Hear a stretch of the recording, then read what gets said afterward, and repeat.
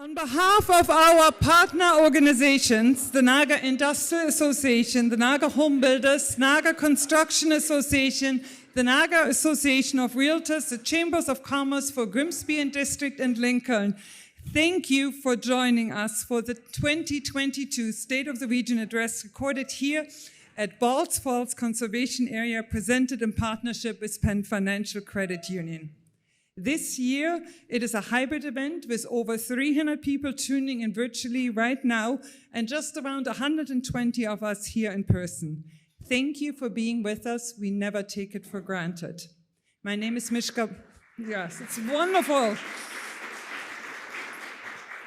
My name is Mishka Balsam, and I'm with the Greater Niagara Chamber of Commerce. May I ask you to rise for the singing of O Canada, performed by members of the Laura's Secret Concert Choir under the guidance of Katrina Sacco.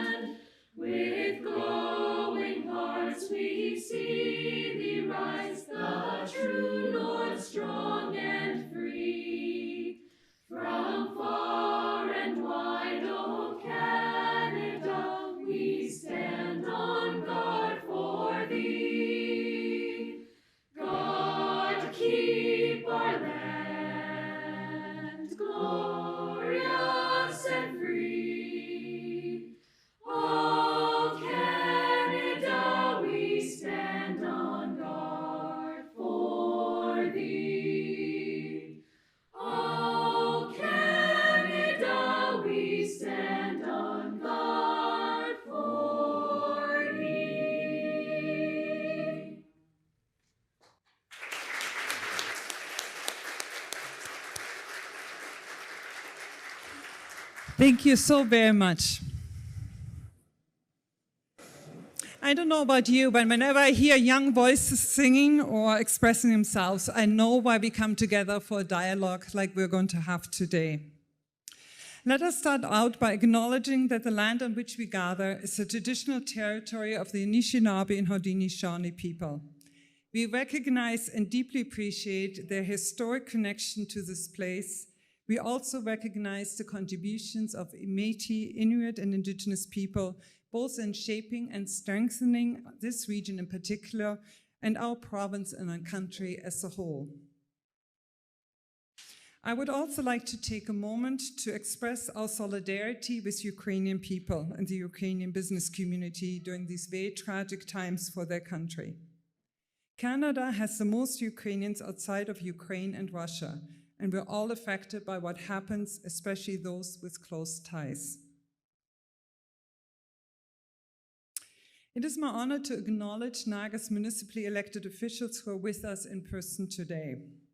Mayor of Wainfleet, Kevin Gibson, Mayor of Pelham, Marvin Junkin, Mayor of Thorold, Terry Ugolini, Mayor of St. Catharines, Walter Senzik, Mayor of Lincoln, Sandra Easton, and Regional Councillors Barbara Greenwood and Tim Wayland.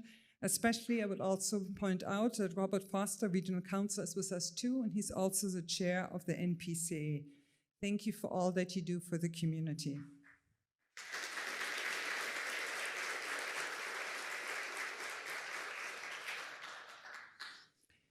And two more people to acknowledge: Brian McCullen, Chief of Niagara Regional Police, and President of Niagara College, Sean Kennedy. Thank you very much for being with us this morning as well.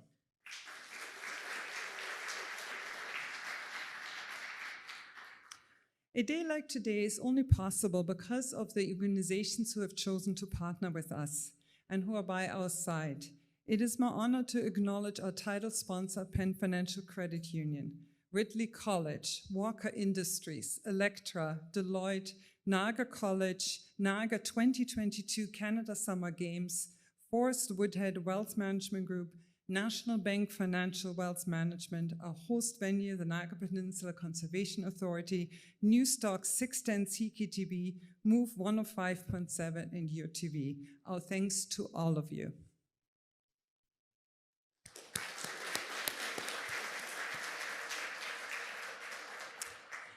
And as we find ourselves in such a beautiful venue on such a gorgeous day, a special shout out to our host, NPCA's Balls Falls Conservation Area. The Center of Conservation was opened in 2008 and is an award-winning LEED Gold certified facility welcoming annually over 75,000 visitors who come here to enjoy the nature hikes along the NPCA trails and the adjoining Bruce Trail, to step back in time in the Heritage Village and explore Niagara Escarpment and take part in various events and special programming that takes place.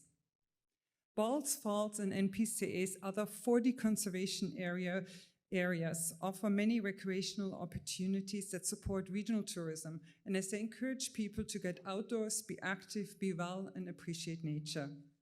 Our thanks go to the NPCA staff, their board, and volunteers for being stewards of these treasured places for all of us. You enrich our quality of life. Thank you.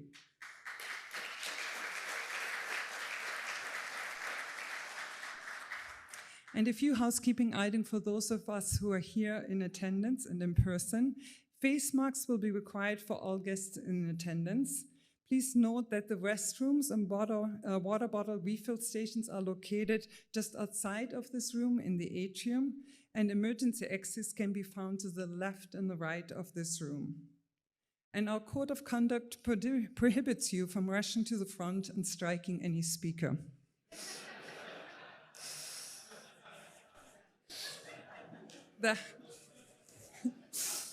The hashtag for today's event is SOTR 2022. Just to give you an overview of the format, this event is recorded and will be available on your TV and to all attendees in the upcoming days. There are 3 distinct aspects to this morning's event. First of all is the handing out of Niagara Impact Awards, followed by the chair's keynote address, and then to wrap it up is a fireside chat between Chair Jim Bradley and 610 CKTV's morning host Tim Denis. And to start out, here's a message from our title sponsor PenFinancial. Their truly local commitment is the heart and soul of their philosophy, where they believe the prosperity of their members and our community go hand in hand, and we couldn't agree more. Ladies and gentlemen, a message from Ken Jensen, CEO of PenFinancial. On behalf of PenFinancial Credit Union, it is our sincere pleasure to sponsor this year's State of the Region address. I would first like to thank the chambers and business associations from Niagara for this important and informative event. They offer exceptional value to members and continue to play an integral role in the research, support, growth, and development of communities across the Niagara region. As we recover from the impacts of the past 2 years and continue to be impacted by global events, our collective commitment to supporting our local communities and residents is critical. At PenFinancial, we continue to believe that the prosperity of our members and our local Niagara community go hand in hand. As you'll hear in this video, we are proud of our truly local commitment to our local community and hope we inspire you as well. All right, kiddo, you have earned this. Now you're gonna want to put that in the bank. Or a credit union. Hey, now my kid should bank where I bank. Well, what's more important? Your kid banking at the bank where your parents and their parents banked, or your kid growing up in a better tomorrow? We are PenFinancial Credit Union. Basically, if you live in Niagara, banking with us would help improve the lives of those around you. Credit unions offer the same financial services and products as banks, often with better rates and less upsales. So can you help me diversify beyond Bitcoin? I'm gonna set you up with a financial advisor. Elliot? How can I help you, little man? So I recently come into some money and I'm wondering where I can put my chips to ensure a bright future for me and my future offspring. Step into my office. Look, my bank has great rates. They probably do. But in our opinion, great rates should be standard. At PenFi, we hold ourselves to an uncompromising standard of giving back to the home we love. You know, some financial institutions love slapping their name on the side of a building. We love helping our members finance humongous solar roofs to ensure more environmentally friendly operations. That is so cool. Yeah, we are trying to cool things down. Before I leave the house, I usually try to turn off as many lights as I can. Wow. Well, change starts at home, my friend. Like how we were the first bank or credit union in Niagara to pay all of our employees a living wage. PenFi pays all their employees the amount it takes to live comfortably in Niagara. Well, that's really nice. Honoring our employees with a respectable wage, it's the least we can do. And it's just one of the reasons our employee satisfaction is so high. Dad, Elliot taught me all about socially responsible investing. I didn't even know that existed. I didn't know that existed either. With socially responsible investing, we select companies that improve our communities and care for our environment, and exclude companies that have a negative impact. So that your portfolio can better your financial future while keeping the world healthy. Niagara's most complicated problems can't be solved by government and nonprofits alone, which is why we do our part by using our resources to help others. Dad, can we bank with PenFinancial? No, son. We can credit union with PenFinancial. Close enough. It's now my sincere pleasure to introduce Regional Chair Jim Bradley. Jim Bradley was appointed as Niagara Regional Chair on December 6, 2018. Previously, Chair Bradley served as St. Catharines City Councillor from 1970 to 1977, and for 41 years he was a member of Provincial Parliament for St. Catharines from 1977 until 2018. During this time, Chair Bradley held numerous senior cabinet roles, including the Provincial Ministry of the Environment, Transportation, Municipal Affairs and Housing, Tourism and Recreation, Community Safety and Correctional Services, and Seniors. During this term of council, Jim Bradley has championed many initiatives that have had a positive impact on the region. Some of these include passing a policy to encourage green bin usage, resulting in a 24% increase in organics diverted from the landfill, moving to create a single enhanced public transit provider for the entire region, ensuring Niagara is doing its part in its battle with climate change, bringing in Niagara's first lobbyist registry to increase transparency with the public, championing initiatives that resulted in over $20 million being invested in affordable housing projects, providing experience and leadership throughout the COVID-19 crisis, leveraging relationships with senior levels of government to ensure Niagara has a seat at the table throughout the pandemic. Before entering politics, Chair Bradley was a teacher with the Lincoln County Board of Education. As an involved community member, Chair Bradley has also contributed to Niagara as a hockey and baseball coach, manager, and referee, and as a longtime member of the Grantham Optimist Club. Please join me in welcoming Regional Chair Jim Bradley.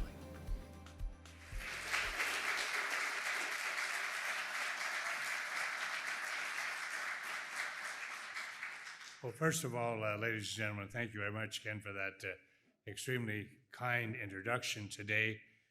Many of the initiatives that you mentioned, I give credit to our council for as a whole, and I am simply one member of that council.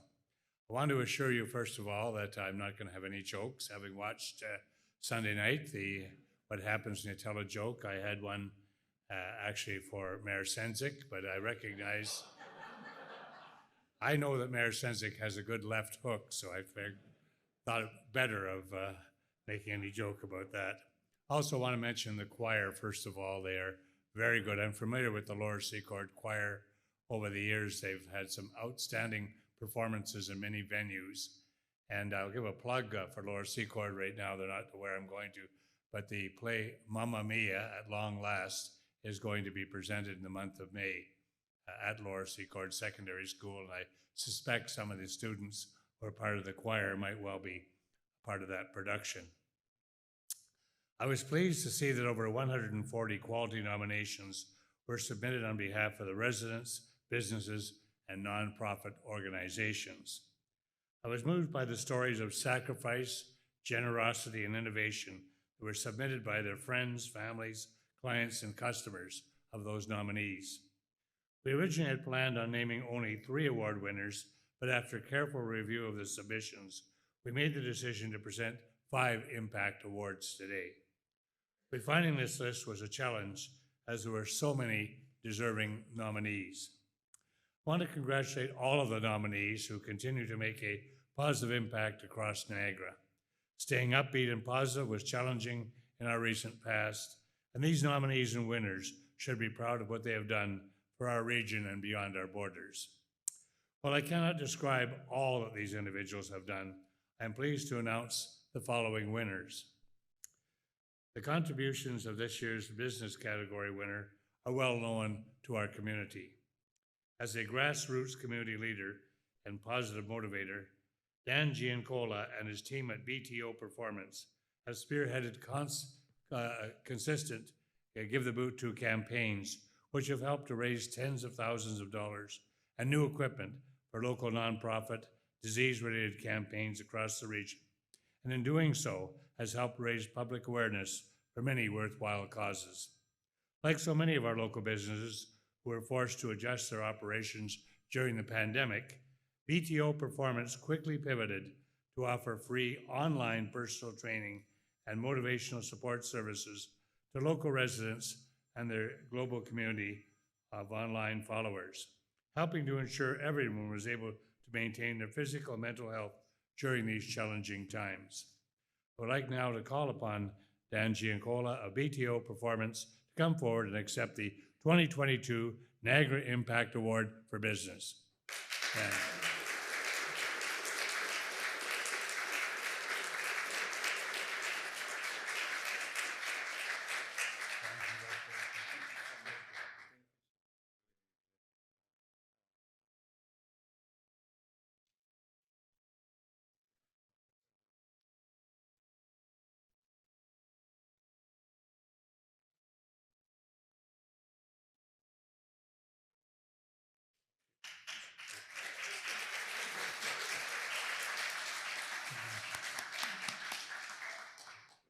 In the community nonprofit category, our winning organization has been in the business of empowering women through service and advocacy, both in the community and globally, since 1929.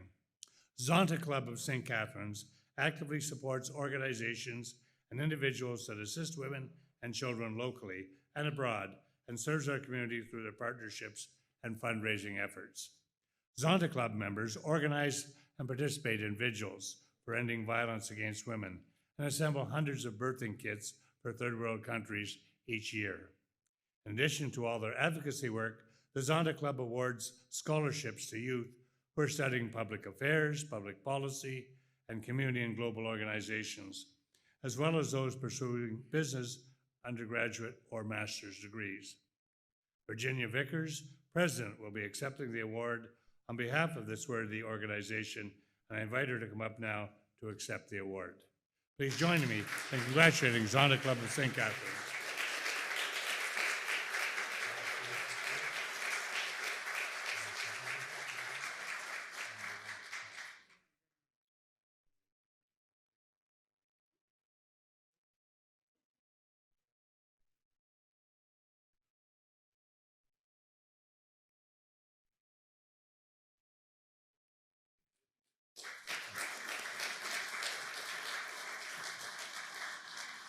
Moving to individual awards, there are 2 awards being presented for 2022.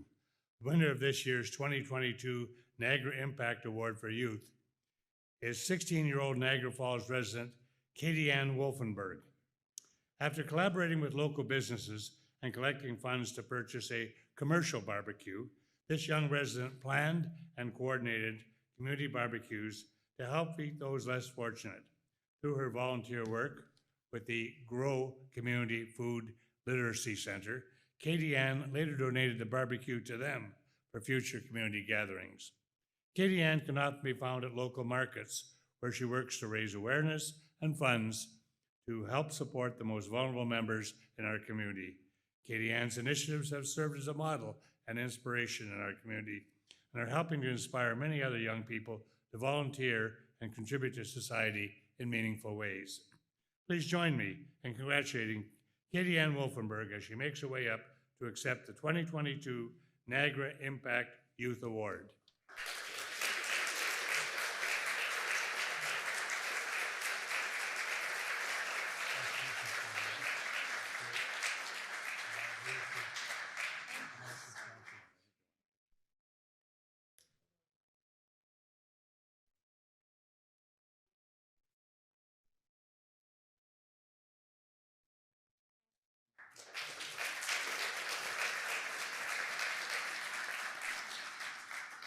The second individual award for Niagara Falls residents, Bob and Louise Montgomery, who received multiple nominations for their work in giving back to the community. Among their many contributions, Bob and Louise have opened their home to a family in need, are volunteer drivers for residents who need to get to medical appointments, provide wellness checks on neighbors, and run errands for friends and neighbors in need. Bob is quick to help with home and vehicle repairs for free, makes wooden toys, and his garage is known to kids in the neighborhood as the place to go to fill bicycle tires. Louise volunteers at the Christian Benefit Shop, makes meals for families that are struggling, and sewed 100 bags for hygiene kits that were sent around the world. As they make their way to accept this award, please join me in acknowledging Bob and Louise Montgomery as recipients of a 2022 Niagara Impact Award.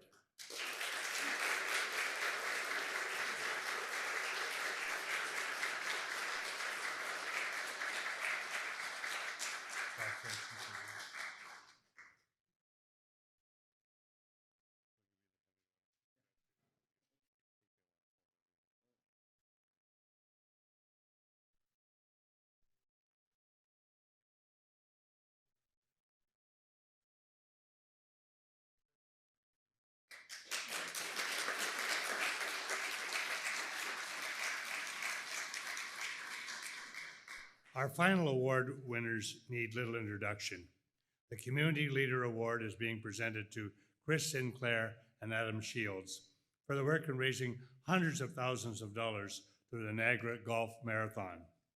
Together, their volunteer efforts over the past 11 years have helped many local charitable organizations, including the Niagara Health System, Wellspring Niagara, Pastone Mental Health, and Community Care, just to name a few. Adam and Chris's efforts have had a lasting impact on our community for years to come. The money they raise demonstrates their caring and leadership in action. To quote Lynn Guerrero, one of their nominators, when it comes to philanthropy and making a positive impact on Niagara, Mr. Sinclair and Mr. Shields are exceptional community leaders. Their dedication to building a healthier Niagara, meeting the basic needs of vulnerable people, improving youth mental health, and supporting programs that help individuals living with cancer has an immediate and lasting impact on the lives of local people. Chris was unable to join us today, but Adam has graciously agreed to accept this award on behalf of them both. Please join me in congratulating Adam Shields and Chris Sinclair as our 2022 Community Leader Niagara Impact Award winners.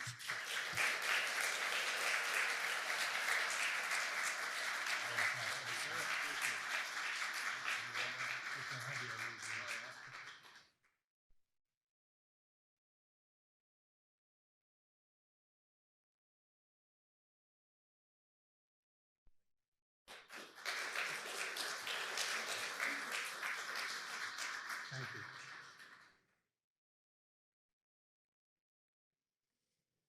On behalf of all of our partner organizations, congratulations and cheers to all the award recipients and nominees. It's wonderful to know that Niagara is in such good, capable hands. Before we move on to Chair Bradley's keynote address, here is a message from Deloitte, and then you also have all have the privilege of hearing the Law Secret choir for 2 more songs right following it as well. So here's a message from Deloitte. Deloitte is driven by a deeply embedded purpose to make an impact that matters for our people, for clients, and for society. But how does one define impact, and how is it measured? Deloitte collaborated with business and policy leaders to identify the environmental, social, and governance metrics that provide a common framework for evaluating impact. And we're looking at our own performance through this enhanced ESG lens. Today, we measure our impact on the environment comprehensively, with the goal of achieving net zero emissions by 2030 and equipping our people to promote a healthier planet. We measure our impact on society broadly, aiming to improve people's lives, both within and beyond Deloitte's walls. We evaluate our governance deliberately, knowing accountability and trust have to be earned every minute of every day. Growth and financial performance remain important. They give us the resources necessary to make an impact in the world. But resources aren't enough. To be a responsible business, we have to set ambitious goals, measure our progress, and report it transparently. This is how we hold ourselves accountable. This is how we answer to our stakeholders. This is how we'll know we're making an impact that matters.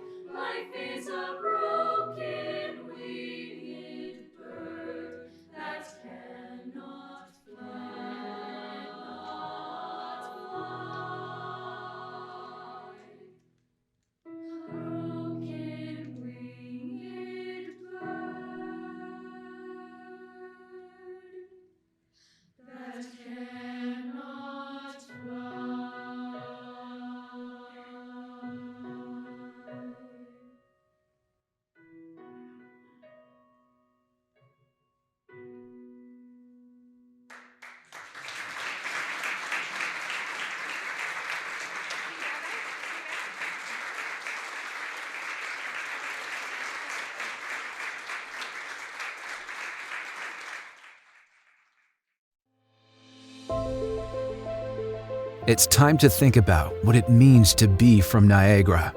It's not just where we are on a map. It's about who we are at our core, the things that bind us together and make us stronger as a community and as a people. Being from Niagara means being part of a team that recognizes we are more than just the sum of our parts, a team that can accomplish anything by working together, by collaborating, and by persevering even during the hardest times, and by putting the needs of the team above the personal. Being from Niagara means showing respect. Respect for our natural environment and all that makes Niagara special. Respect for the autonomy of our communities and their ability to craft their own futures. Respect for one another and the power of diversity. And respect for integrity, honesty, and the importance of trust. Being from Niagara means we take care of each other. It means we work hard to ensure everyone has a place to call home, that we invest in our future to keep everyone healthy and make sure they can get where they need to go. Being from Niagara means we are focused on results. Results for our businesses, who are the economic heartbeat of our region. Results for our seniors and those most in need. Results that make a difference in the daily lives for everyone who calls Niagara home. Being from Niagara means we stand back up when we take a hit, that we get on our feet and constantly reinvent ourselves, that we adapt and we innovate, but we always keep safe that which makes us special. What does it mean to be from Niagara? It means that we are never done, and we are ready to take on the future together.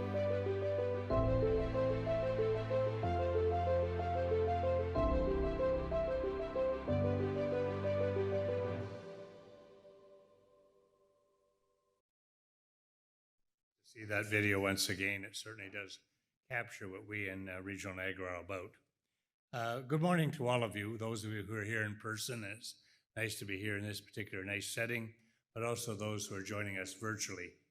I'm pleased to be here with you for the 2022 State of the Region Address.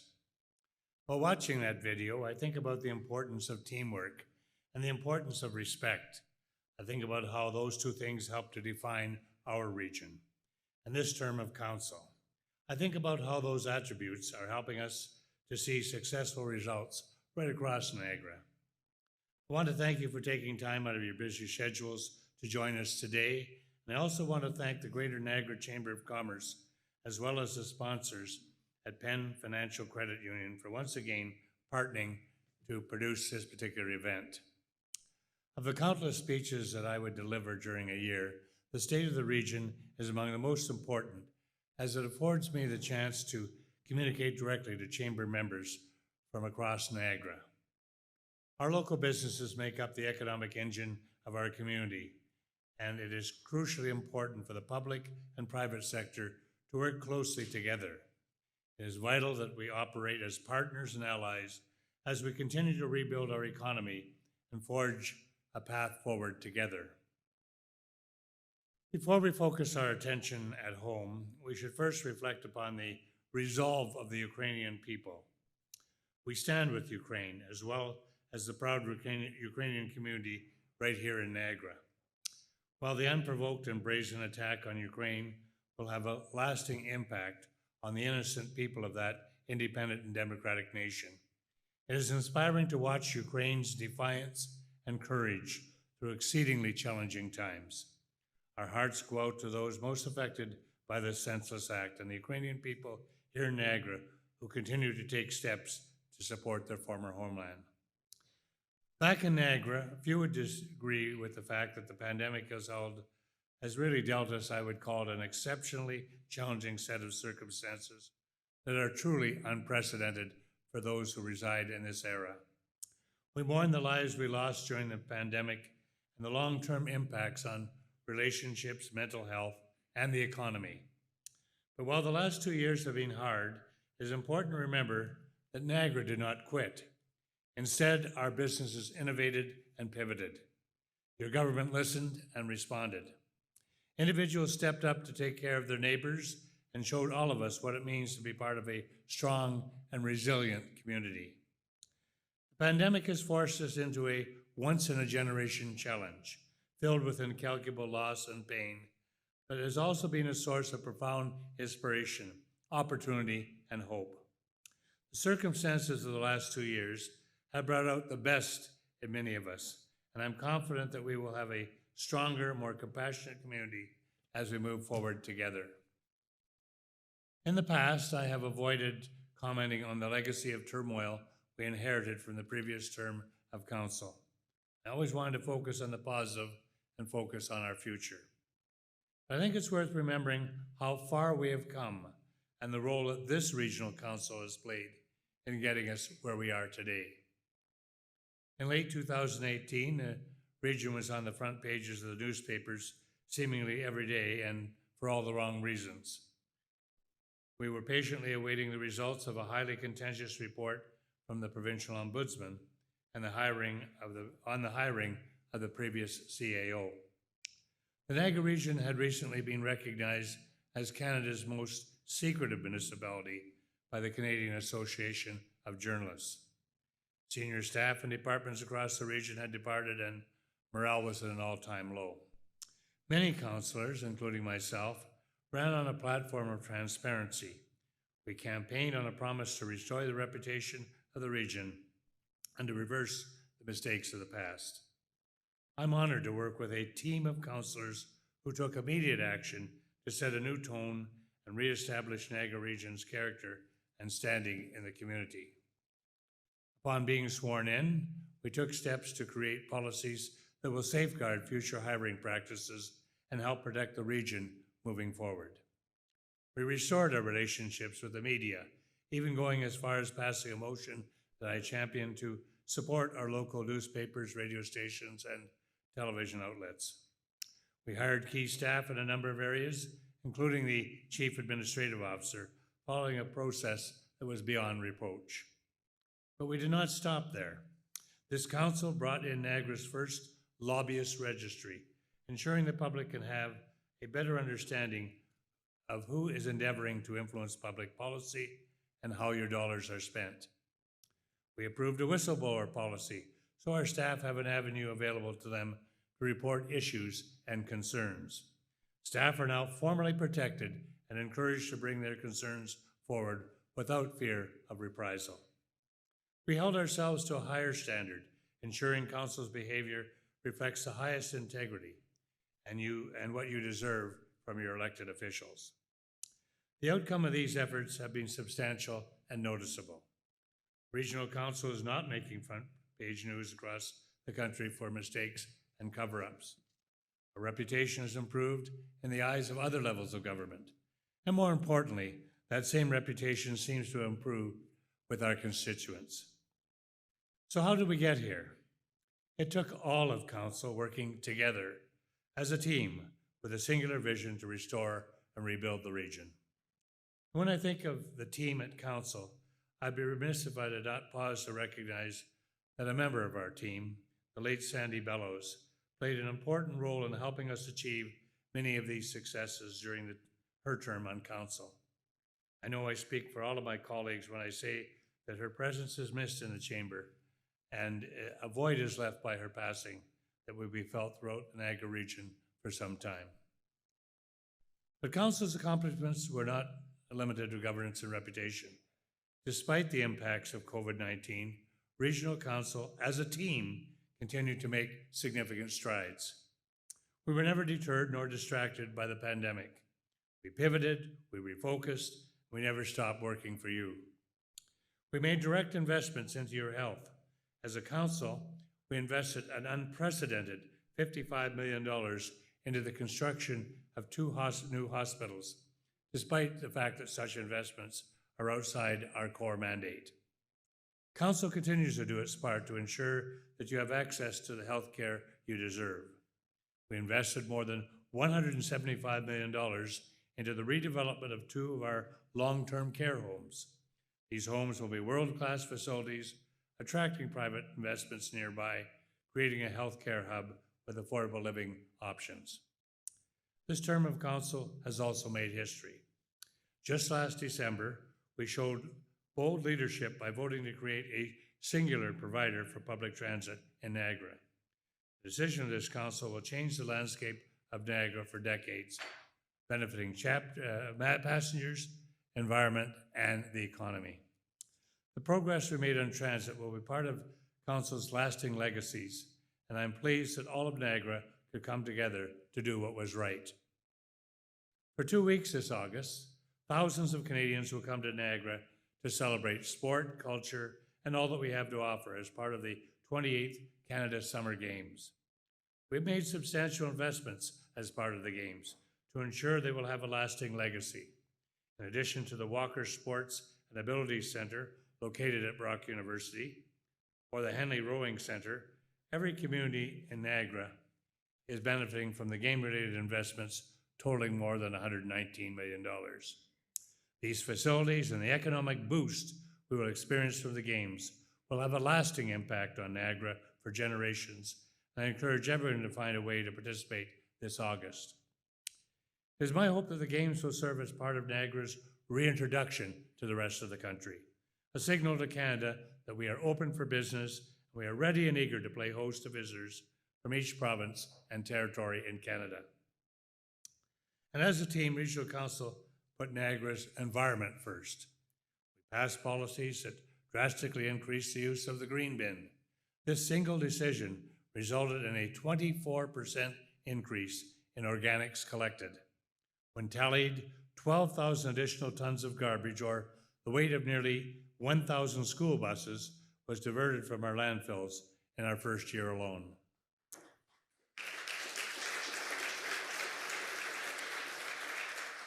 We safeguarded our green space, ensuring that 70,000 hectares, or more than 170,000 football fields of our natural heritage, will be protected.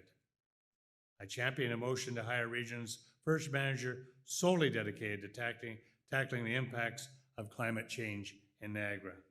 And in partnership with all of our communities, we will be hosting Niagara's first Climate Change Summit in June to ensure we're all working together on this problem. It's my hope that we will use this summit to commit ourselves to emission targets, as well as developing a workable strategy to meet these objectives going forward. As a council, we pass policies to make sure that as we develop more of our region, we are protecting the natural elements that make us unique. There must always be a balance between development and protecting the environment. We have found that balance during this term. As a team, we are ensuring that we are being responsible and building a sustainable Niagara. But unfortunately, like the rest of the country, we have not been immune to the challenges of housing affordability. In response to this crisis, we have invested over $20 million over the last 3 years to bring more affordable housing into the market. And combined with funds from other levels of government, more than $43 million has been dedicated to tackling this problem. But we also know that we will not fix this problem on our own. To help ensure that we attract private sector investment, Council voted to fund new incentive programs targeted at affordable housing. It's important to remember we would not get here overnight, and that any long-term solution will require all levels of government working in partnership with the private sector. Even though solutions we put in place today will take time, we will not give up. I look forward to the future, and I can assure everyone that affordability will continue to be one of my top priorities. We also confronted the problem of homelessness across all of Niagara. As a united council, we recognized how serious the issue of homelessness is, and we have taken action to address this problem head on.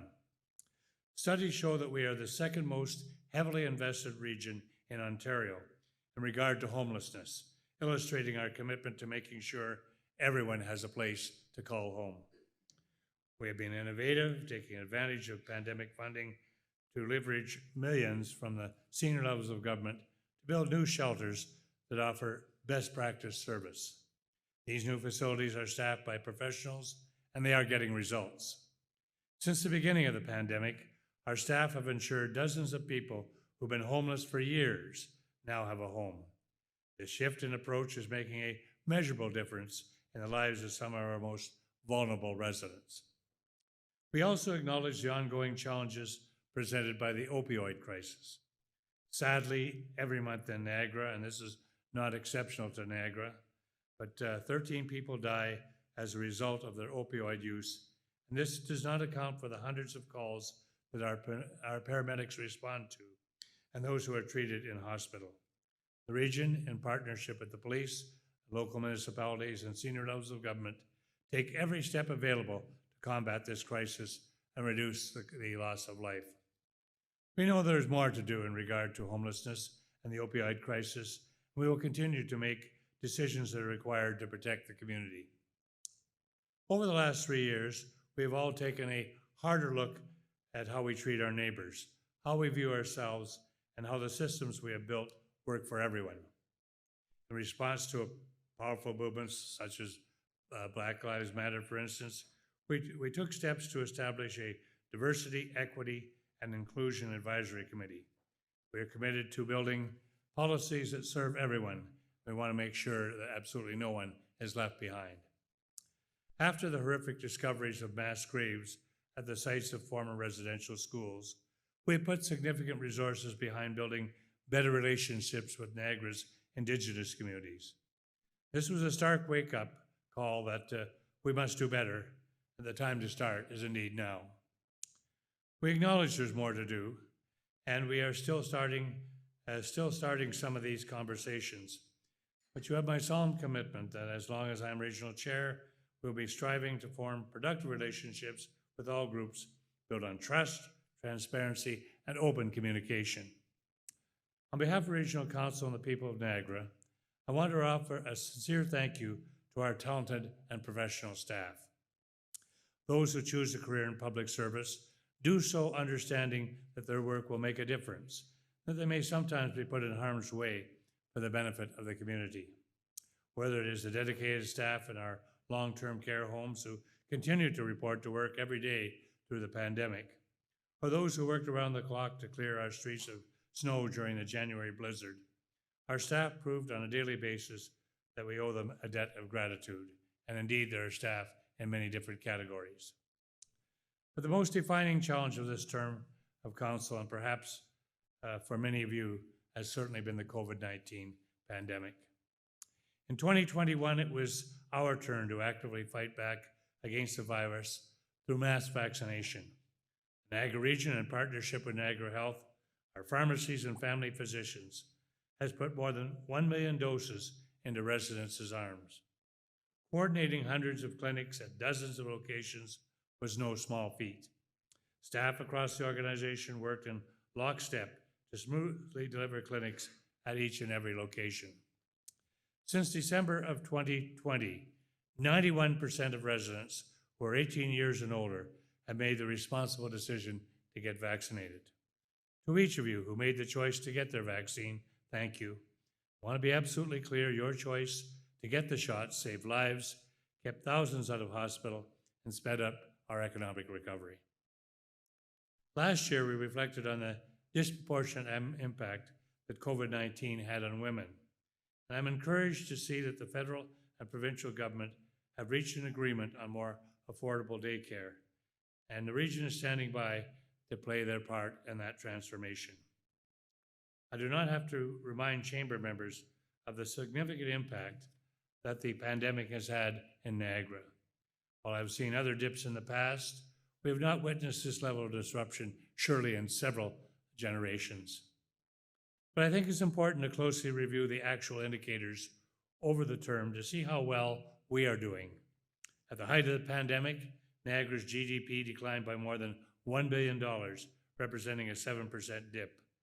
But true to the entrepreneurial grit of our business community, we have seen a somewhat rapid recovery, being just $400 million short of our pre-pandemic levels.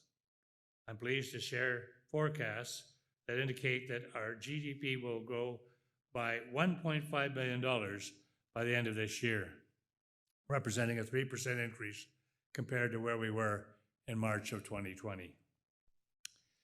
It is not just our GDP that has seen a rapid recovery.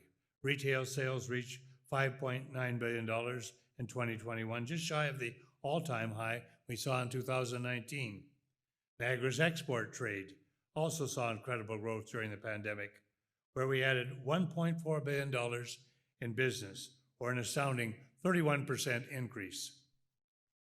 Since taking office in 2018, non-residential investment in Niagara topped $489 million, representing an 8% growth over that period of time.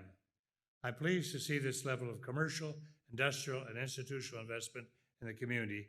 I'm enthusiastic about what this means for our future.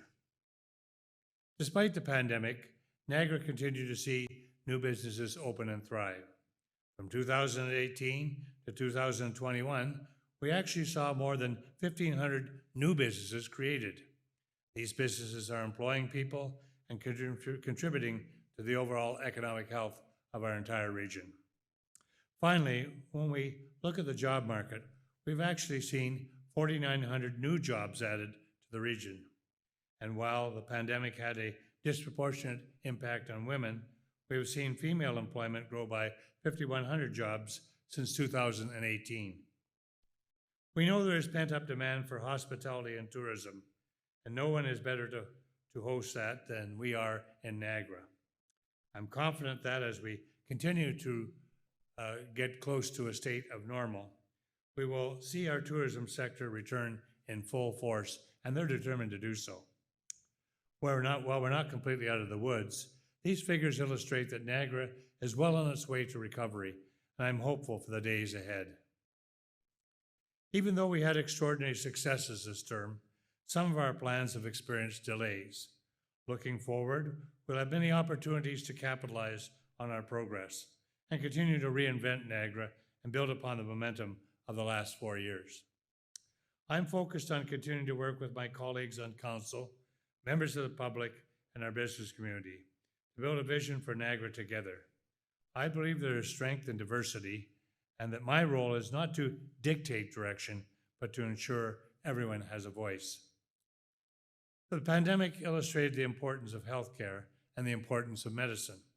In my view, the establishment of Niagara as a healthcare hub is viable considering the state-of-the-art hospital complex in St. Catharines, the redevelopment of the hospital in Grimsby, and the anticipated new Health Sciences Center in Niagara Falls. Together with Brock University, Niagara College, and private biomedical research firms in Niagara, the possibility exists for Niagara to become a center of healthcare and medical excellence. Becoming a world-class healthcare hub will play a significant role in our long-term goal to make us one of Canada's 25 healthiest communities. As we continue to find our new normal, we will focus our attention on enhancing Niagara's overall health for everyone. I also believe that Niagara is uniquely positioned to capitalize on the new working paradigm that revealed itself during the pandemic. Our geographic location and availability of GO trains means we must focus on how we market Niagara to be a choice location for businesses who are embracing the world of remote work. The opportunities of this new working reality help to better position us to diversify our economy.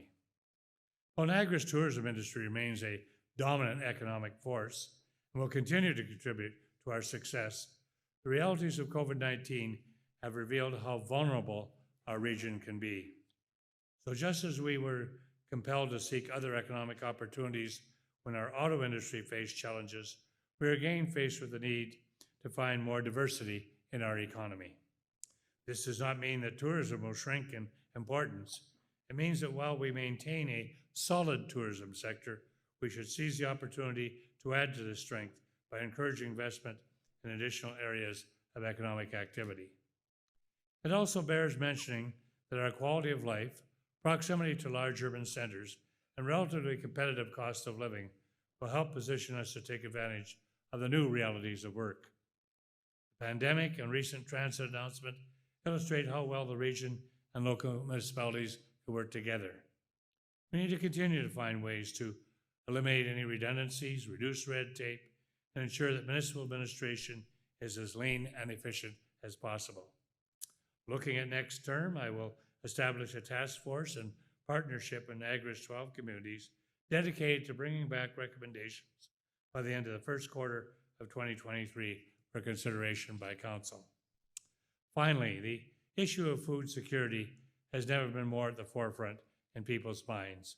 I believe that we have an important role to play meeting the agricultural demand of our province, our country, and indeed the world. We have an obligation to protect existing farmland and to support farmers in every way possible to make a living. That includes, as Councillor Witteveen would tell us, ensuring that our farmers have access to the kind of irrigation opportunities that they require. The economic benefits from agriculture in Niagara are immense and have the potential to grow in the years to come. So when we look back on this term, it is my hope that we will see it as one of respect. Respect between my office and my colleagues on council. I believe we have a strong team, and I want them to feel empowered to do what they feel is right. The individual successes of a single councillor contributes to the overall strength of the entire region. Respect between councillors who are able to disagree with one another, but understand they are always on the same team, working towards what is best for Niagara. Respect for the autonomy of local councils and their ability to make decisions which are best for their own community. Respect and acknowledgement for the diverse views of each resident. I believe that more opinions around the table make us better and stronger together. Respect for our natural environment and all that makes Niagara unique in Ontario and indeed unique in the world. Respect for Niagara's businesses and the important role they play in our economic engine and generate our future wealth and prosperity. Respect for the future and the need to make investments in our public infrastructure. Yes, these investments do cost money. This council has shown the courage to do what is right instead of what is easy. Respect for the truth, for ethics, for transparency, for doing the right thing even when no one is watching. And finally, respect for Niagara's residents, which we demonstrate each and every day by continuing to provide high-quality programs and services. I believe the future is bright in Niagara, and I'm enthusiastic about what lays ahead for all of us. As a community, we've been knocked down before, but we always get back up. We have faced many economic recessions, the financial impacts of terrorism, and indeed other health challenges, but we always find a way to get back on our feet. I've never been more confident that we overcome our challenges together.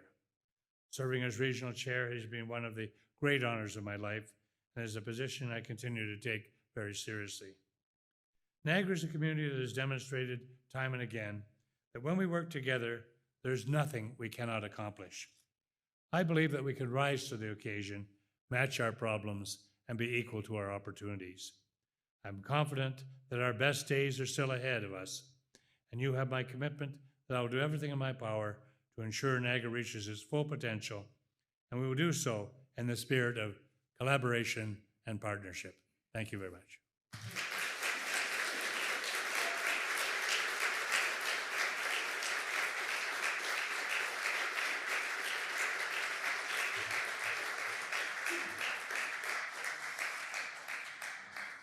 Chair Bradley, thank you so very much. Thank you to, thank you for today's keynote address, but also thank you to you and your colleagues for your commitment to transparency, to EDI, to public transportation, housing, and your commitment to actually addressing the economic and social issues that Niagara is facing. So thank you for all of that. And now it is my pleasure to present you with a message from Ed Kidd, who is the headmaster at Ridley College and has been headmaster there for the past 10 years. And right following that, we will be joined by Jade Treadway, who's the assistant head of the school, Ridley College, for co-curriculars and community connections. And then we will go and lead right and directly into the fireside chat.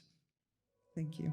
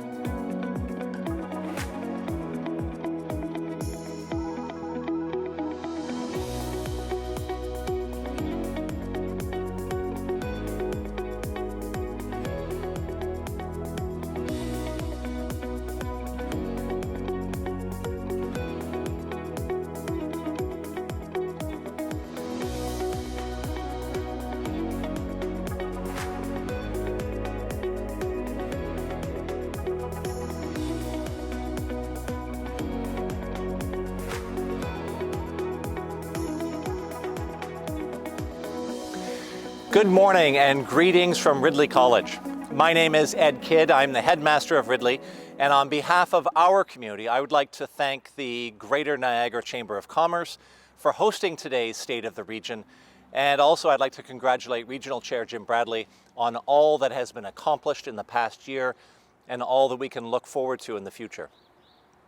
Ridley has been a proud member of the Niagara community for the last 133 years. And as such, we are honored to be a sponsor of this year's event, to be a member of the GNCC, and most importantly, to call Niagara our home. For more than a century, since our humble beginnings on Yates Street in St. Catharines in 1889, we have been part of the Niagara story.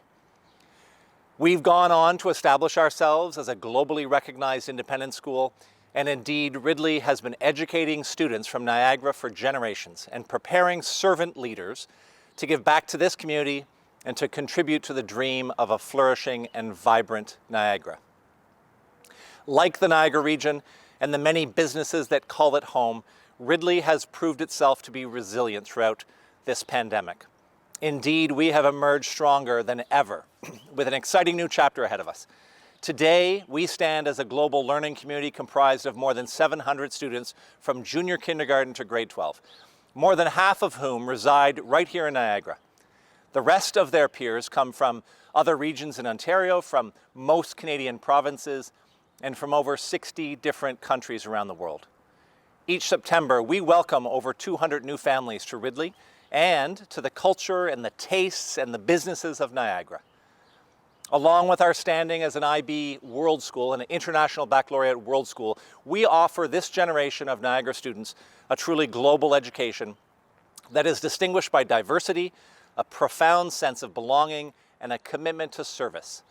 Since the late 19th century, Ridleyans have been guided by our school motto, which is, "May I be consumed in service."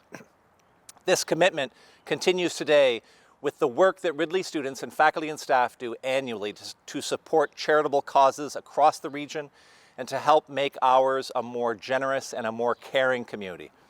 As I noted earlier, Ridley is on the verge of opening an exciting new chapter in our school's history. Our enrollment is growing, and soon we'll be expanding with a distinct lower school and a middle school, which will provide further opportunities for Niagara families to consider the legacy of a Ridley education. Earlier this month, we broke ground on a $50 million capital building project, the largest in our school's history. The project will enhance our already generous learning facilities and beautiful campus, and will feature a new learning commons, a creative commons, a new music center, a state-of-the-art fitness facility, and a squash center. When opened in 2023, these world-class facilities will not only transform the learning experiences for generations of young Ridleyans, but it will also serve the greater Niagara community and will be home to even more community events, summer camps and summer programs, local athletic events, and community performances. Since 1889, Niagara has been home to Ridley College, and we are very proud of that relationship. We are also deeply committed to serving as a community partner and doing our part to cultivate a flourishing Niagara region. Thank you and enjoy today's event.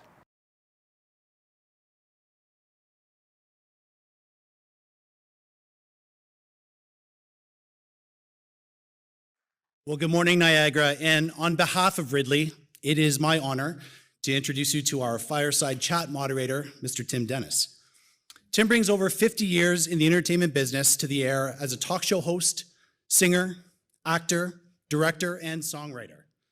A native of the area, having grown up in Port Colborne, Tim's the longest serving morning man in Niagara, recently celebrating his 45th year in radio.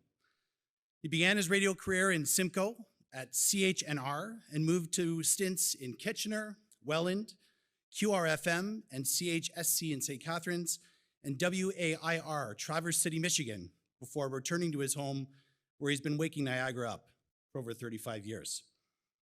He's also been a frequent TV guest on CHCH Live at 5:30, guest host of The Michael Korn Show on CTS, as well as hosting the Canadian Search for Stars on TNN. Ladies and gentlemen, please welcome to the fireside, Niagara's own Tim Denis.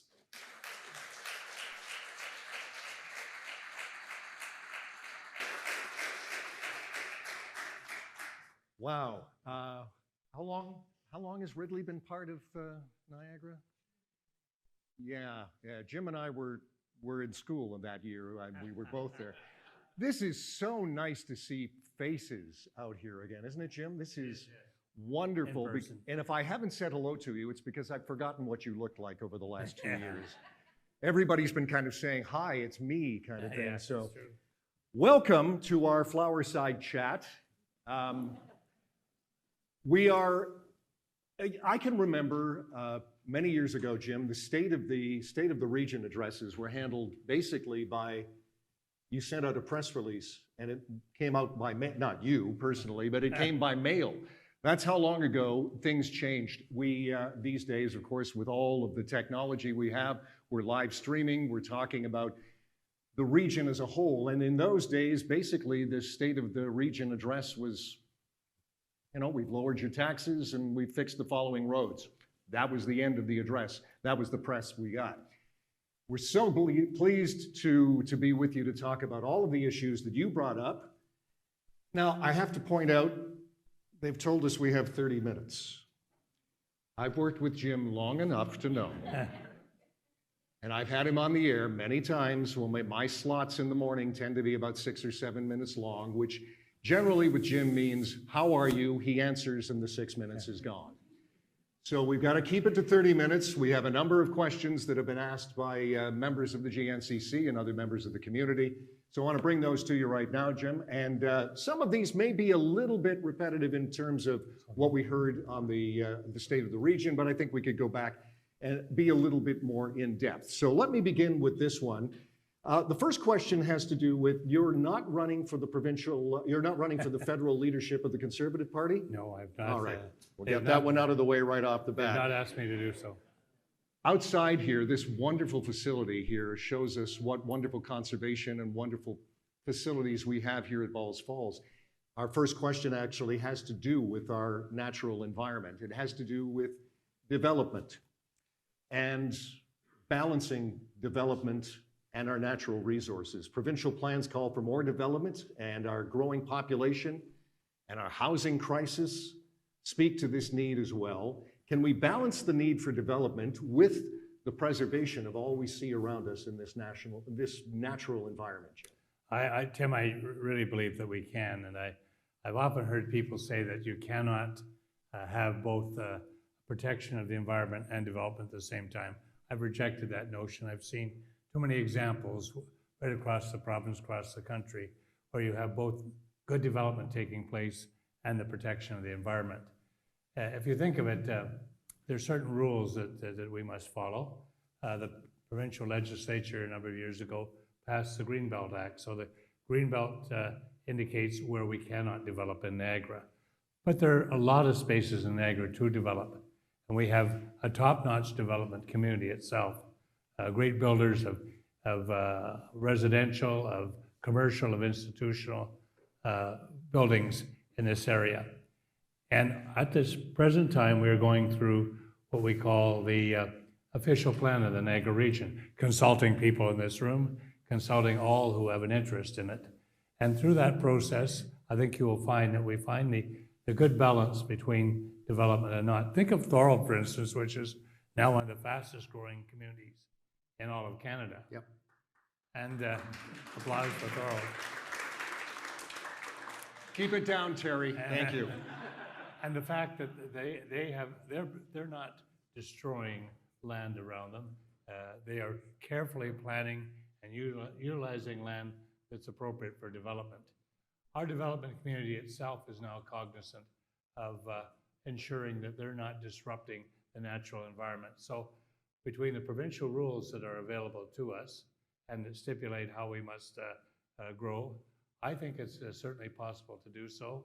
And I think at the end of the exercise of the development of our official plan, which the province says must be done by June of this year, I think you'll see exactly that. Well, you know, some people will look at the word development as a dirty word because they love the communities, they love the facilities, the natural resources of their community. But you're saying we can balance the two because we kind of need to. We absolutely have to. development in any part of the province, including Niagara, is very important. We have to provide residential accommodation for people. We have to have accommodation for businesses. We have to have economic activity taking place. So development is exceedingly important. It's just a matter of determining where it shall be and how disruptive it should be to the natural environment. And I think there's a fine balance out there. Here's a good example. We are here today, an area which is preserving the environment. And yet you may find close by that there's a lot of construction taking place. So for economic activity, we require development. And I reject those who say you can have no further development, just as I would reject those who say that you should be able to develop on any piece of land. But there are two different ways to look at it from the region's point of view, because you have to balance, say, what Mr. Gibson's Wainfleet wants in terms of development as to what Mr. Senzig's St. Catharines would want. You've got those two that you have to balance. No question about it. Yeah. And the kind of development taking place may differ as well. Yeah. We'll get into this later on, no doubt, because when we talk about a lot of subjects, but intensification is now the word that the province is using, that virtually everybody is using. When I was on city council many years ago, back when you started in radio, in those days, all you could have acceptable to people was a single family dwelling with a 60-foot frontage. And if you tried to intrude with any townhousing or duplexes or semi-detached, what you got was an uproar from the community. Not saying that that has diminished entirely, but I think there's a recognition now that if we are to preserve the farmland that we have in this area and the natural attributes that we have, we're going to have intensification. And so in the city of St. Catharines, for instance, their council has been dealing with an issue of downtown, very large downtown development. You see a lot of development taking place internally in cities, which is important. Wainfleet may have a different approach to it, but I think it can be done. And with the people we have on council now, they recognize that. With the community we have at large, they recognize it and are prepared to comply with that kind of milieu. I want to go back to a little of what you talked about in your State of the Region address, talking about public trust. Now, you addressed, really for the first time in a lot of ways, the previous council and the issues with what the previous council had brought to the table. This term, I know you're very proud of a return to trust. A lot of that has stemmed from individual councilors and the commitment of this council to transparency. What kind of changes, systematic changes, do you want to implement, can you implement to ensure that trust and transparency continues after this council has maybe ceased to serve? Well, I think that's very important. May I say before I touch on that we have 3/4 of the council is new at this time. That is a message that the electorate sent us when they have 3/4 of the council being new. We have some experienced people who have come back, thank goodness, who are providing us with that kind of experience. We have a lot of new people who have a different approach than perhaps we have seen in years gone by. That has made a difference. But as you point out, you could have a different council elected that doesn't have those same virtues, shall I say it.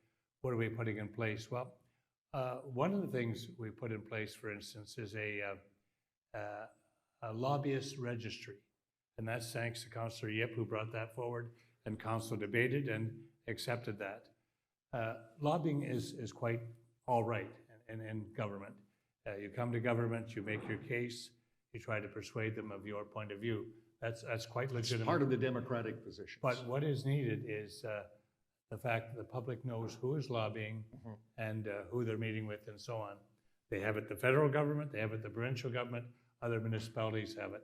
So that's one step we've taken forward. Second, we have a new whistleblower policy, a pattern that you can follow as an employee of the region. If you think there's something wrong, something that should be addressed, you have the opportunity to bring that forward through a procedure we've established, and you're not going to be facing reprisals as a result of that.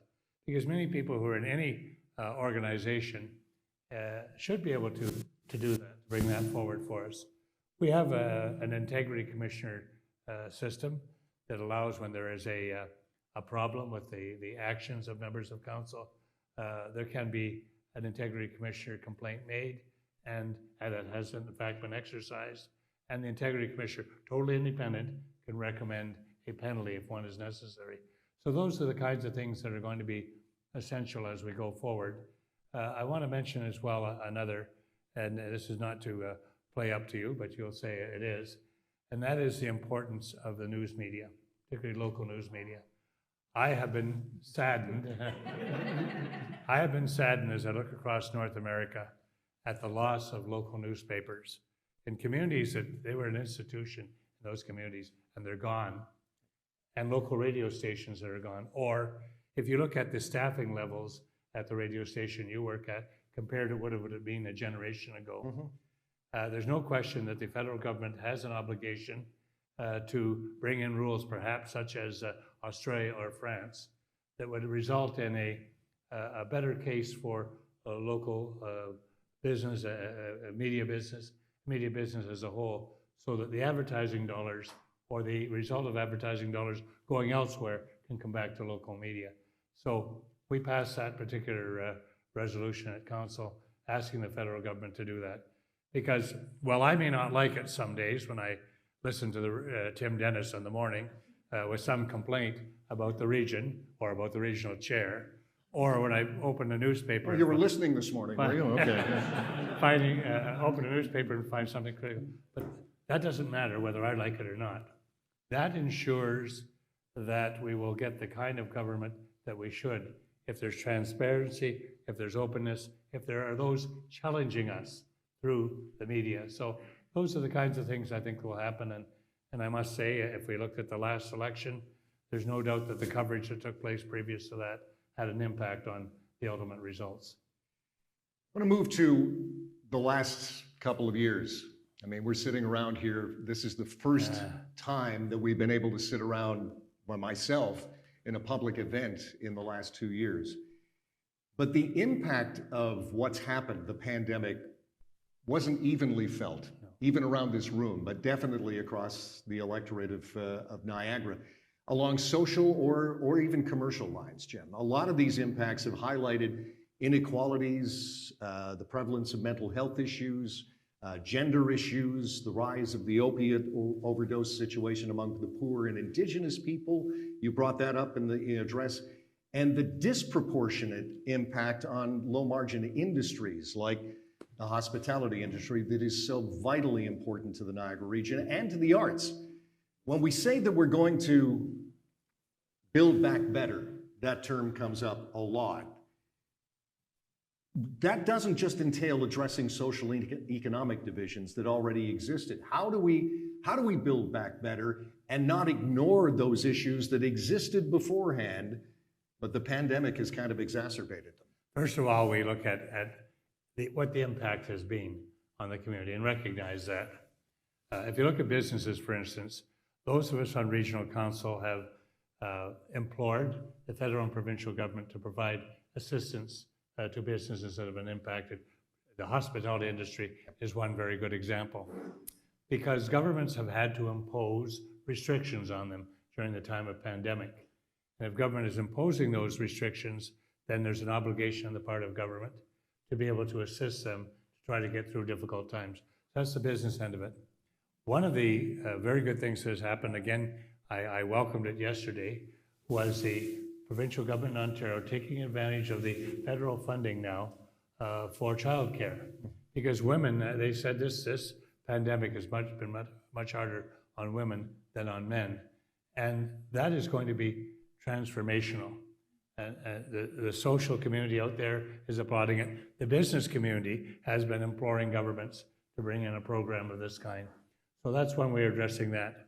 If you think of long-term care homes, I think we always recognized they weren't perfect, but no one really realized how they would be impacted if we faced a pandemic of the kind that we have. And I think as a result of that, there'll be significant changes and already governments have done that. There's going to be more employees there. They're going to be better paid there.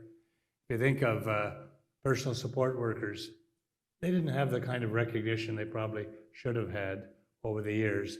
Now there's a recognition of the huge role that they play, the important role they play. And so they're going to be paid more. There's going to be better educational opportunities for them. So these are the kinds of things. Mental health. Mental health was, unfortunately, if someone was talking about someone who had multiple sclerosis, for instance, we'd be out marching for that. We'd be doing our walkathons and so on. And someone would talk about being afflicted with that. People were always reticent about talking about mental health concerns. Mental health concerns have come to the forefront now. And as a result, governments and everyone happens to be responding much more to the needs for mental health as well as physical health. So those are the kinds of things that have happened. You have to learn from what happens during a pandemic and be able to address those. So if we face something like this in the future, we're able to do so appropriately again. You made the comment during the speech that you were welcoming what the provincial and federal governments had done with childcare and the recent agreement in the last couple of days. What role can the region play? That was my question. You said you're prepared as the region to sign on to that and to help out. What role does the region play in that kind of situation? Well, the region itself provides some child care services. So we're able to do so. We're able to, with the new funding that's available, able to attract more people to that field. The pay was not great in that particular field. And now with the prestige of it increasing, the need being seen out there, and the dollars and cents going into it, it allows for better pay and benefits for people who go into that field. So that's where the region will be deeply involved. A lot of it is advocacy on our part. There are going to be some private daycares that will be taking place. There will be some public and nonprofits taking place, a combination. But the dollars there were needed, and the federal government is providing that money, and the province has signed the agreement with the federal government and is going to implement it. And I was very encouraging. I know it came right at the last minute, but it did come nevertheless. And it was great to see two levels of government working together. And what the public wants, what everybody in this room wants to see, is not people clashing constantly, although advocacy sometimes brings that about. They want to see us working together, in the case of federally and provincially, regardless of political affiliation. We're fortunate at the local level we don't have political affiliations that play a role at all. And I must say with this council, that's certainly been the case. Okay. I wish we had more time. I'd like to pick you up on that one. I'm glad we don't have more time. Listen later next week on the radio. We'll pick up on this. Speaking of working together, regardless of municipality, political party, or what have you, it's a nice segue because one of the things that we have come together on in the Niagara region is moving forward with the Single Transit Commission, the idea of a Niagara Transit. And a lot of Niagara residents want to see this as the start of a lot of progress toward a better transit system, better links, more consistency, more integration with Hamilton, Toronto, and the GTHA. How do you see this progressing? And what roadblocks do we still have to overcome? Because we talk about it happening. We know you and I talked when regional council made some moves recently. How do you see this moving forward? Are we almost there, Jim? I am very confident that we are, in fact, there. And that's all the time we have for that answer. A lot of consultation took place, and some of the members who, elected members who are here, who have been on council previously, would know that this isn't something new to this council.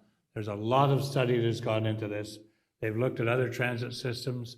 They've gone to the private sector. They've gone to consultants. Regional staff went to each of the municipalities to make the case for regional transit. And those local municipalities had to take into account how it would face them. Well, we got the necessary triple majority, which you need in Niagara to get something like that through. The local transit commissions that are in existence now are cooperating very well together.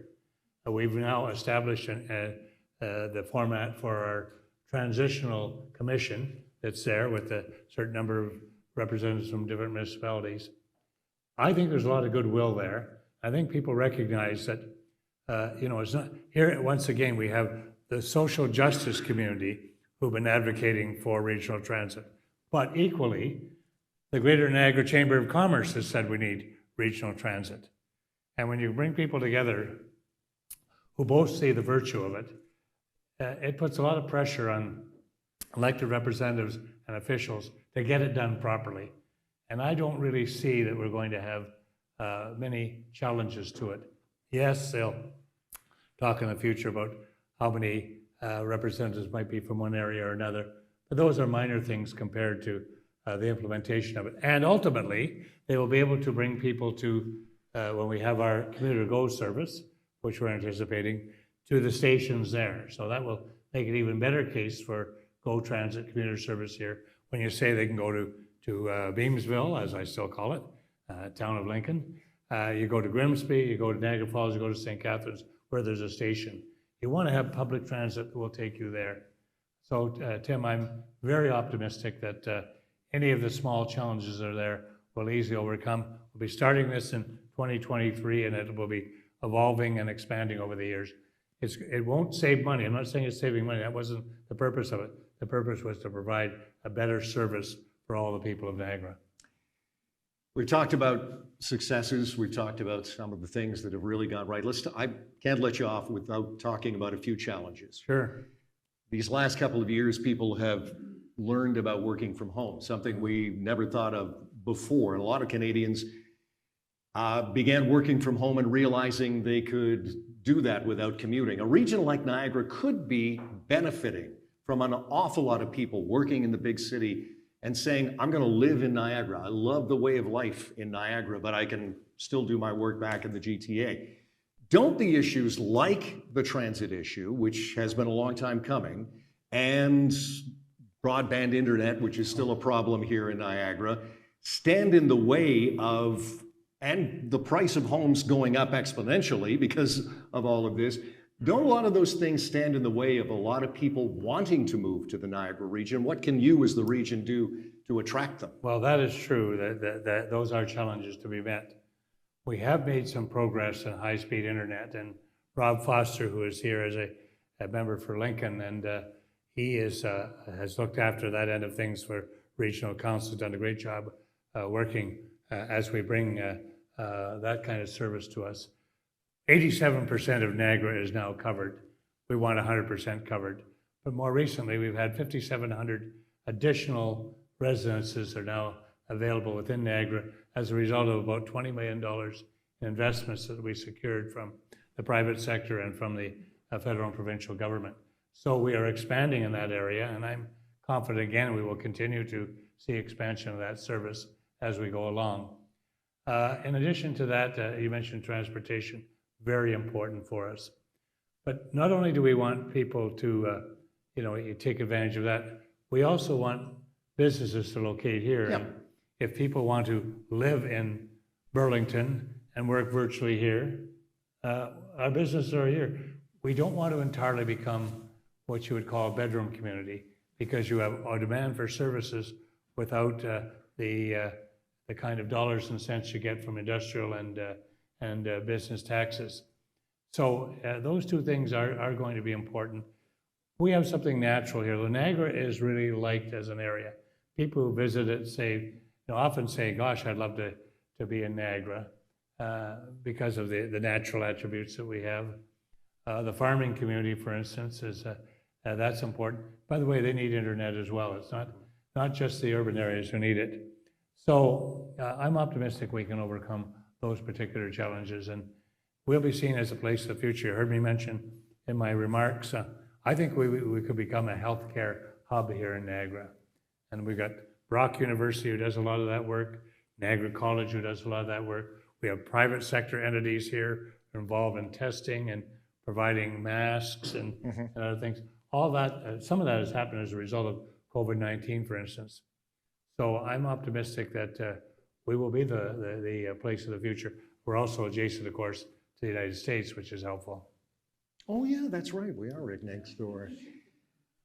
You've worked in various forms of government, various levels of government. As you say, it's been hard holding a job over all of these years. That's right, yeah. Several ministries, they just put them in the you can't keep one job. And they get me out of it. No matter what level of government you're in, people want the same thing. They want their taxes lowered, but they want more efficiencies from government. They want, I'm the same way. We want better services for less money, right? And that means efficiencies and the search for efficiencies. In the Niagara region, we've seen a few issues come to fruition in terms of efficiencies, people in the fire departments working together, libraries working together, and transit that we just talked about. But are we streamlining enough, Jim? Are we taking that seriously enough, or is that too simplistic a question? There's always more that we can do, Tim.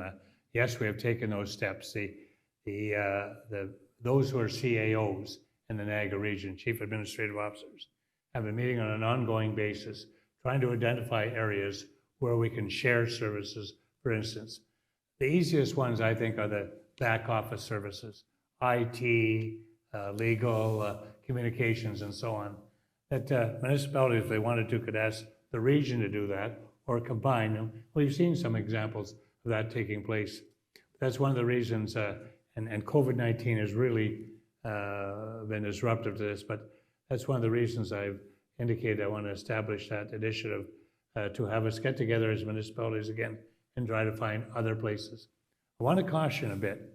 The Fraser Institute, which could never be considered to be a radical left-wing organization. Fraser Institute is a small C conservative think tank. They did a study between 2000 and 2012 of amalgamations, for instance, that took place in the 1990s. And contrary to what some people may think, they found in their studies that it had not reduced tax, the tax increases were the same in places that had amalgamated and those that had not.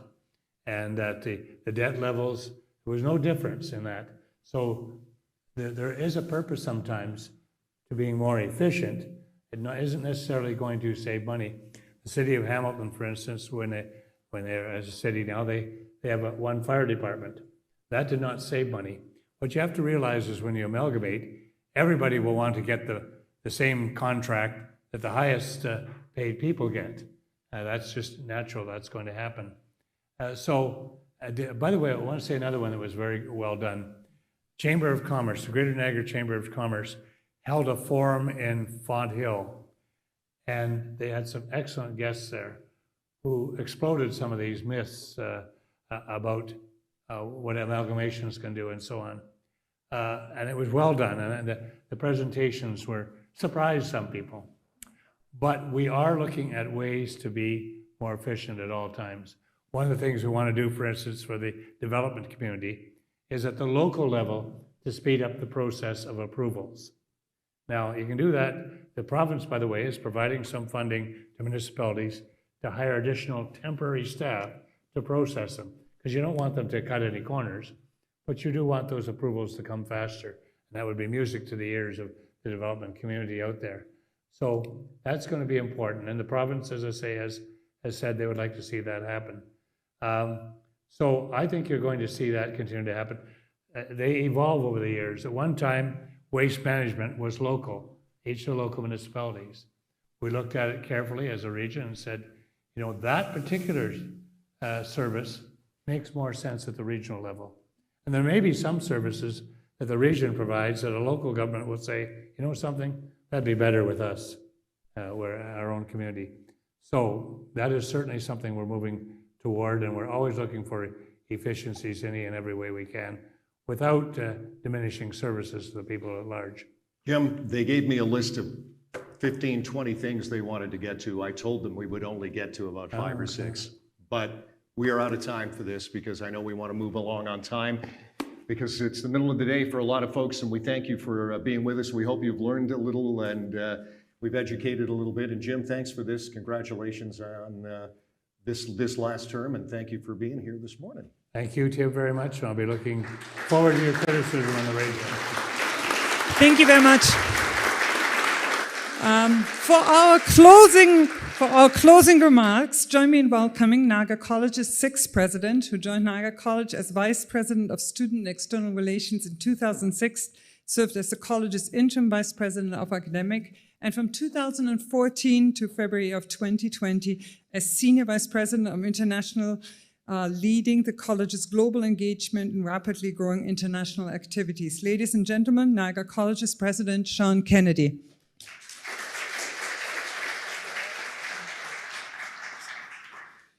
Well, thank you very much, Mishka. And before I get on with thanking our regional chair, I just want to note, first of all, how exciting it is to be able to see people in 3D. And I want to thank Mishka on behalf of all of us here and those that are watching through the live streamed event. It's hard to do a hybrid event, and you're doing it again very well. Mishka, thank you for your leadership, to you and the GNCC team for helping to bring the voice of business forward, but also to always, I think, demonstrate a sense of partnership and working to bring people together, to work together to build a better Niagara. So thank you, Mishka.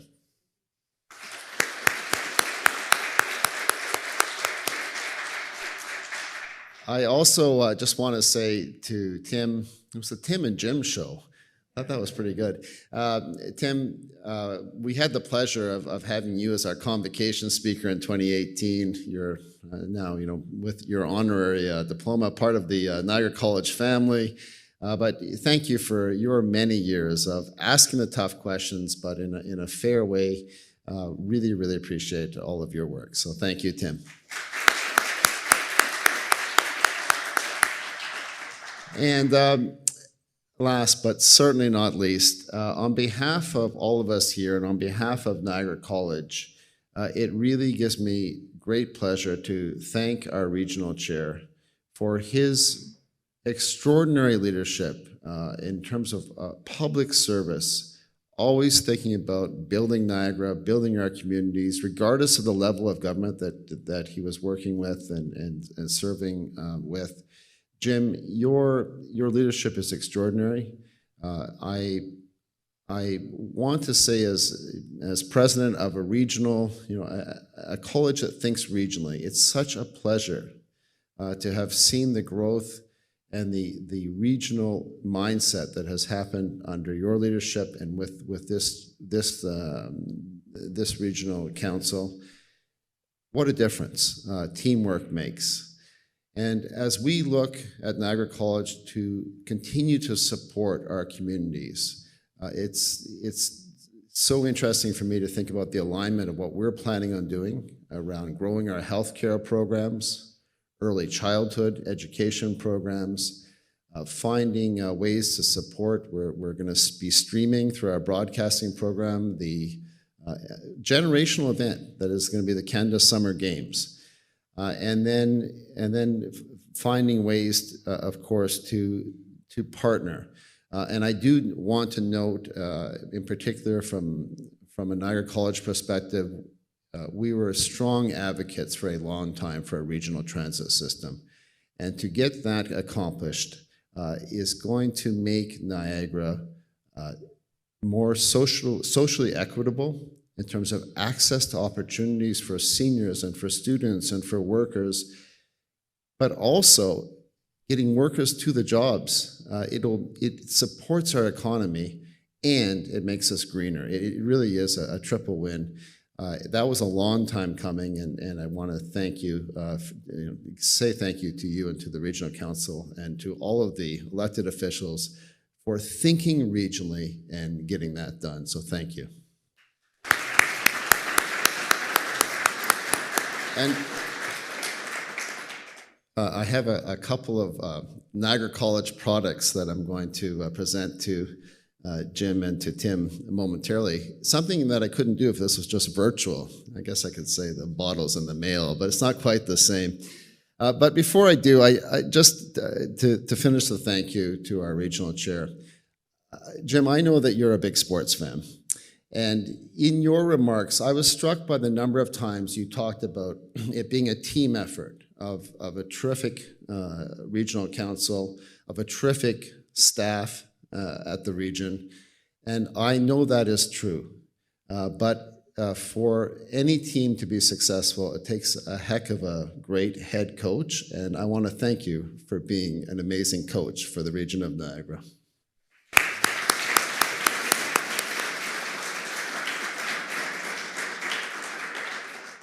So last but certainly not least, on behalf of all of us here, the GNCC, and behalf of Niagara College, pleased to present Jim and Tim a Small token of our appreciation, a bottle of Niagara College Teaching Winery wine.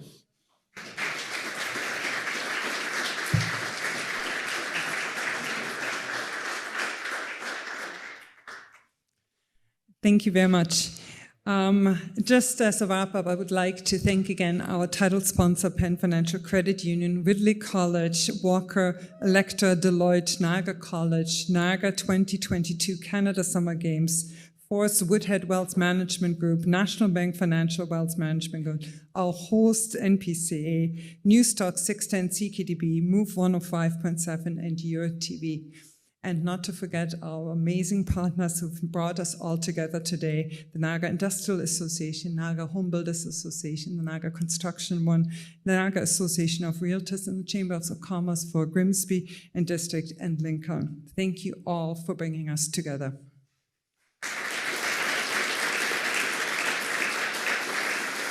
To everyone here in attendance, may I encourage you to stay for a while. We all have spoken about how nice it is to see each other. Please mingle. There is still some great food left over there.